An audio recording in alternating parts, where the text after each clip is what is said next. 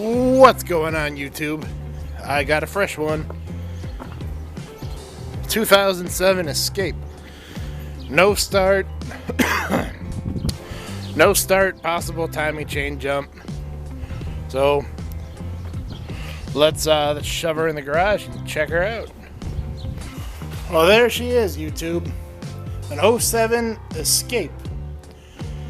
2.3 liter in it. Man, remember the last video I did?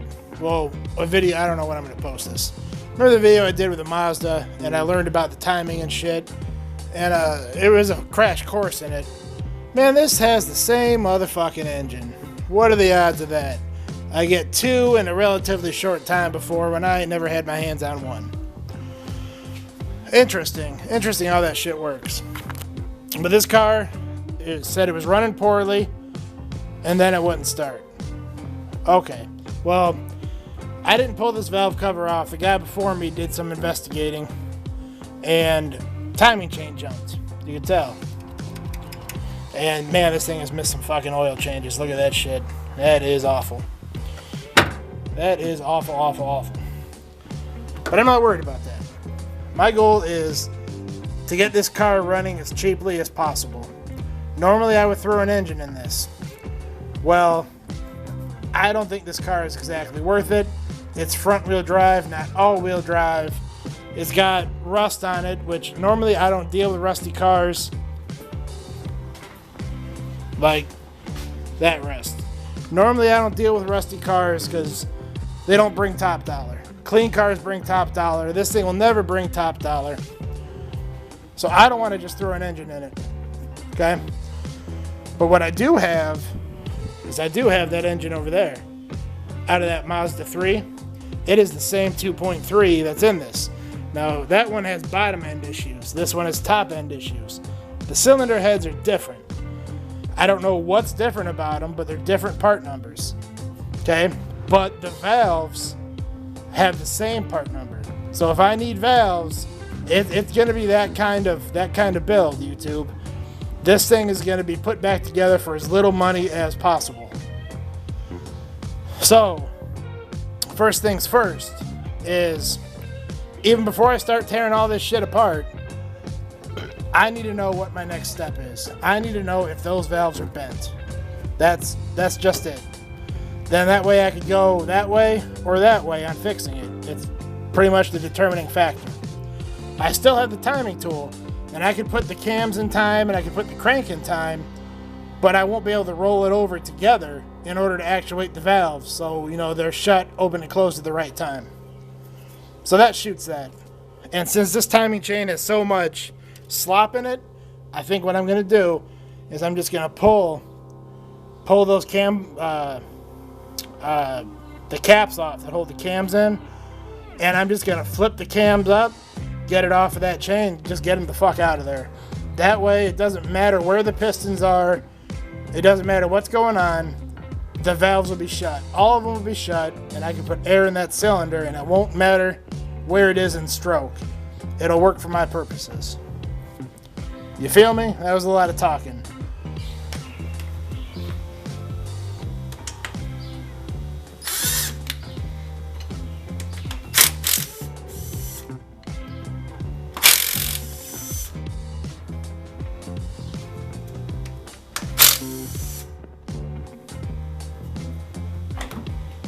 Now, one thing I do got to be careful of is making sure this shit goes in exactly the same order.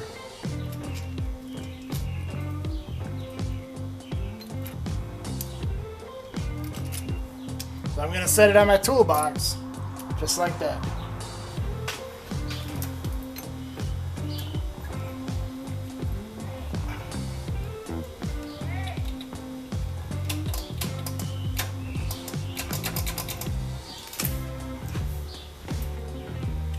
I really wish that chain wasn't being an asshole. I sure would like to take my angle grinder and cut it. I don't want to throw all them sparks in here though.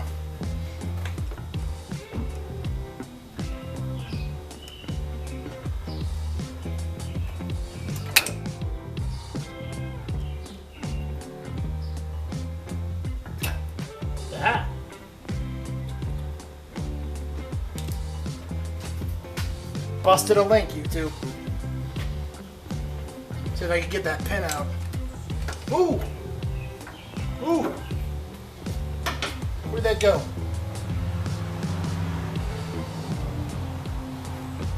There you are, you son of a bitch.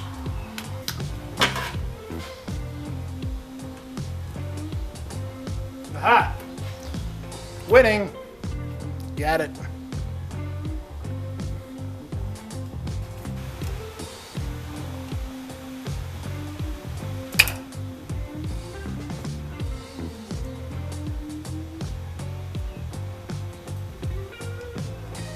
There you have it.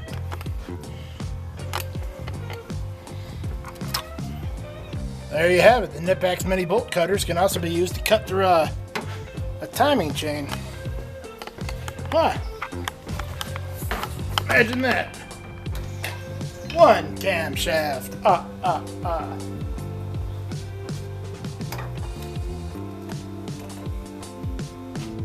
Let's have a close look. Now, I don't think you could tell just by looking at it like this if a valve is bent. I don't think so.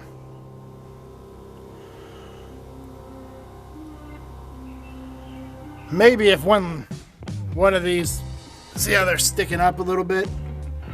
Maybe if one wasn't sticking up as high as the other.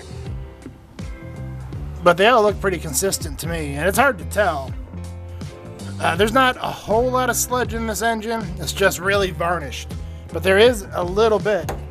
And that little bit of sludge will throw off your perception. But anyway, that's a dirty way to do it, but it doesn't matter because it needs a new chain no matter what. So, no harm, no foul. Unless I missed a little piece of metal that fell down in there. But, I hope not. And what else? Okay, let me go get a tool to blow air in the cylinder. Okay, YouTube, I'm back. I found one.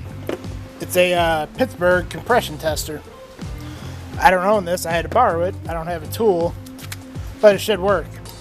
Got one of the. Forgive me for the noise. Man, it just something blew in. It's raining hard as fuck. But as the old one of the spark plugs, I think all I got to do is, match up the thread type deal. Screw it in. I think that's the size of my air hose anyway.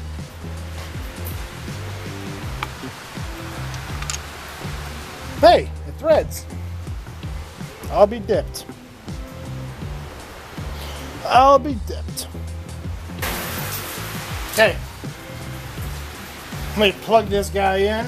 I got the air intake off, so I should be able to hear it coming either out of there. If I don't hear it there, I'm going to run around back and listen to the exhaust.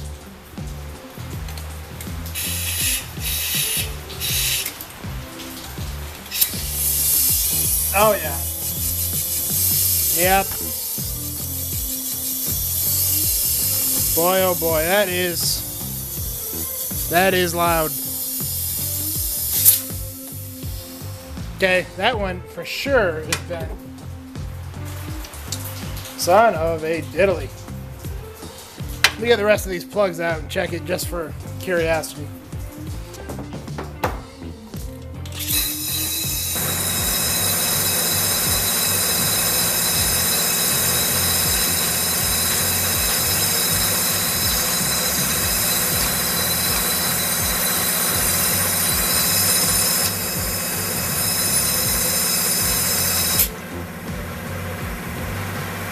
What is going on here, YouTube? When I plugged it in there, I had air coming out all these holes. How is that possible? The only way that would be possible is if the head gasket was bad. And there's no water in this oil. I mean, it's just ducky. Unless if they got all of them got bent exhaust valves, that air is coming out of that cylinder, up that exhaust valve, through the manifold, and back through these, and down the exhaust. That is, if that's the case, that is a lot of bent valves. And if that many valves are bent, I'm not even going to try to reuse parts off that old head. I'll just go get a fucking head. I'll go get a used head for 150 bucks. We'll know more when we get it off. Should be able to tell by looking at the top of the pistons how many of them hit. But I know what I wanted to know, and I know there's a problem, and I know that head's got to come off.